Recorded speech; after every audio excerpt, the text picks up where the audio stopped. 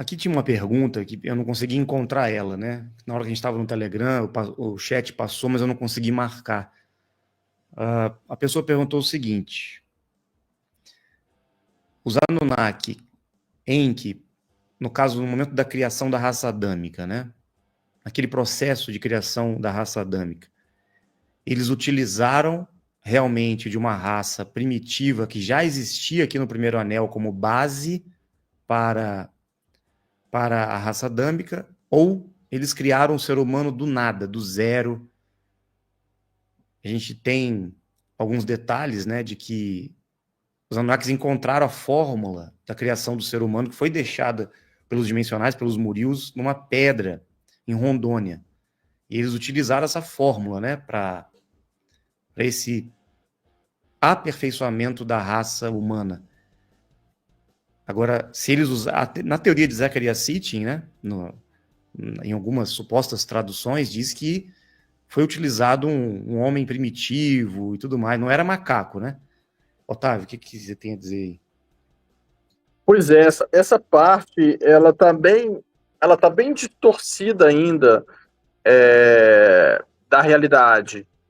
Porque tem essa versão que falam que usaram um homem primitivo, mas as nossas pesquisas indicam que eles pegaram essa fórmula já pronta, né? Então fica meio nebuloso se já existiu um hominídeo que foi modificado ou se foi simplesmente recriado, né? E tem uma parte aí da história que o homem, quando ele foi criado, ele vivia muito mais, né? Primeiro ele não tinha, ele era estéril, né? A primeira versão do homem era estéril, não se reproduzia, foi criado, e vivia muito mais, né? Era como se fosse, ele conseguia se...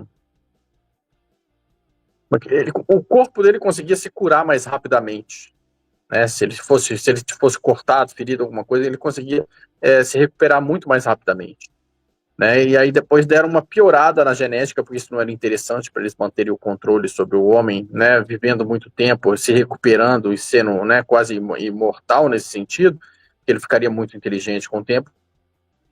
Então tiraram essa habilidade dele de reagir, diminuíram o tempo de vida dele, né? Então, assim, mudaram várias coisas para que fosse mais enfraquecido. Agora, o detalhe de que se pegaram um hominídeo X e modificaram, recriaram do zero, já tinha alguém, né? Essa palavra final a gente ainda não tem, tá? Meio obscuro para a gente. Exatamente. Ainda vamos ter algumas informações, né, atualizando esses pontos, principalmente quando o Ratanabá avançar um pouco também, a questão da origem do homem. Inclusive vai ser um dos documentários de Dáquila, né, depois dos astros. É que, na verdade, está até adiantando, né, em termos de informação. O pessoal pergunta muito sobre o dos astros, por que não saiu.